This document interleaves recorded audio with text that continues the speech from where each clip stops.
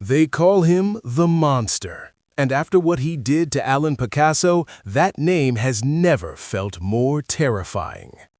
And he tried, he was game, but every time he threw one or two, Inoue came back with 4s and 5s and 6s. Yeah, credit goes to Picasso for putting a great show on. He pushed Inoue back at times, but Inoue was just too good. I mean, he was too classy, he was sharp, them body shots, head shots, I mean, he was just beating him to every punch. It's almost like a body stab, isn't it? He really puts a lot of weight into those body shots. This wasn't just a win. This was a statement. From the opening bell, Naoya Inoue didn't just outbox Picasso, he dismantled him. Speed, precision, power. Every punch was a calculated assault. Those body shots, they weren't just punches. They were surgical strikes designed to break a man's will. He's a great finisher. I think he's the best finisher in boxing. He's Joe Louis, he's Mike Tyson, he's Jack Dempsey. 3 of the greatest finishers in the history of the sport. He's all of them. Japanese fighter is the best fighter. In my opinion, I'm nobody, but I think he's the best fighter. He's 122 now, right? 122, he'd be going to 135. Why don't they fight 132, something like that? Yeah. Teddy Atlas, Mike Tyson, Jack Dempsey. 3 legends who rewrote boxing history. And the pros are saying Inoue belongs in that conversation. Think about that for a second. 21.5 pounds for the undisputed world champion.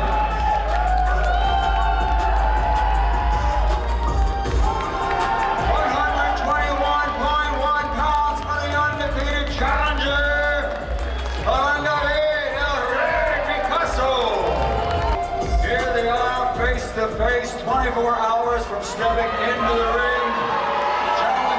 Champion both undefeated. Alan Picasso. Naoya the Master Inoue.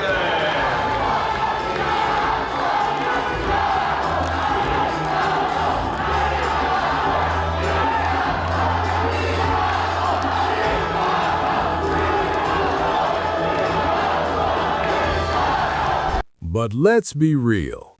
Alan Picasso deserves respect.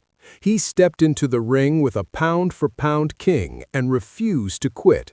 Former champion Amir Khan said it best, going 12 rounds with the monster takes heart, takes guts, takes everything. He tried, he was game, but every time he threw one or two, Inoue came back with 4s and 5s and 6s. Yeah, credit goes to Picasso for putting a great show on. He pushed Inoue back at times, but Inoue was just too good. I mean, he was too classy, he was sharp, them body shots, head shots, I mean, he was just beating him to every punch. It's almost like a body stab, isn't it? He really puts a lot of weight into those body shots. We were sat ringside and we can hear the noise of them punches. Yeah. And I was telling you, wow, did he hear that noise?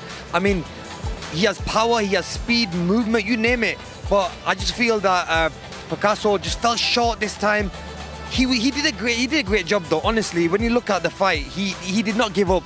Every minute of the fight, he was still there in front of him. Yeah, you wonder if Picasso, if that's any other super bantamweight not named Inoue, you wonder if Picasso maybe would have got his hand raised, because he did look really good in there. Yeah, Darren. And there was moments you felt he was trying to grow into the contest, but it was just the class and the level of Inoue that just stopped his man building any momentum. But against anyone else, you feel he could have been a real hard night's work. I don't want to discredit anything that Picasso's done there. He tried, he dared to be great. He was just in there with an elite level fighter. Look, just didn't have the one punch power, because he's delivered a nice left hook there. And look, again, I said it with Nakatani, you're always learning still with 31 bouts under your in your career, you're still having to learn. And there's a couple of moments there where he took a couple of silly shots, but generally... Most fighters at 122 pounds would have crumbled. Picasso didn't.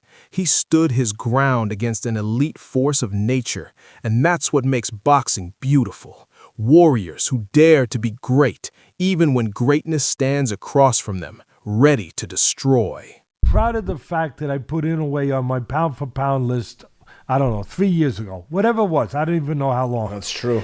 And no one... You've been on him before I even knew who he was. Ken, no one had him anywhere near it. They basically barely knew who he was, as you just touched on. And obviously he dominated Fulton, or at least put it this way. He established control right from the start. He made Fulton's a defensive fighter, a good counterpuncher.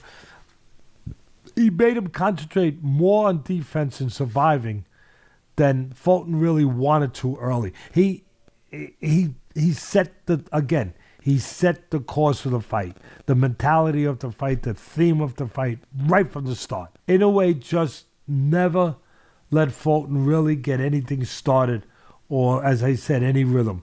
He used his jab, again, similar to Crawford. The jab was very important for Inoue and for Fulton. Very important. Most important weapon of the night. Inoue used his jab to stabilize Fulton on the outside. Then he plays good body shots to take some of his legs away. He was placing beautiful body shots. He stepped out of range very effectively, controlling distance. He was very good defensively. You know, everyone talked about Fulton's defense. Inoue's defense. Yeah, he's a great offensive fighter, but his defense. Teddy Atlas saw it 3 years ago. When Inoue was still a secret to most of America, Atlas called it. This kid is special. This kid is different. And now, the world is finally catching up. Defense like Floyd, offense like Pacquiao, finishing ability like Tyson. Inoue isn't just good, he's a once-in-a-generation phenomenon. Inoue can become a multiple weight world champion. So I'm thinking, what if one day we fight at 140? I'm talking about future, and we do it in Japan. It'll be huge. Huge. Mark my words, if it somehow plays out that way, I think that fight will be one of the biggest pay-per-views of all time. Ryan Garcia wants him at 140 pounds. Sean Porter says he's the next Manny Pacquiao. The boxing world isn't asking if Inoue becomes a legend. They're asking how many weight classes will he conquer. Say the monster is multi-dimensional. Yeah, of course. But have you seen him legitimately be multi-dimensional? Yeah. From a standpoint of being able, obviously we know he can punch. Yeah. We've seen him get to the body. But He's a box people I before. really haven't seen him stay on the outside and counterpunch. Do you think that's what he's going to have to do against Fulton, though? It's not the point. The point is you just call him the #1 fighter on the planet. Pound for pound. But you got to be able to do it all. Yeah. Who do you fight? I mean, you can say... He's moving up from 122 to 126, from 126 to 130, maybe even 135, 140. Each division a new challenge, each weight class a new throne to claim. Here's the truth. Naoya Inoue isn't just beating opponents. He's rewriting what's possible. He's showing the world that dominance has no weight limit, that greatness has no boundaries. The monster isn't coming. He's already here. And every fighter from 122 to 140 pounds better be ready, because the hunt has just begun. Welcome to the Inoue era.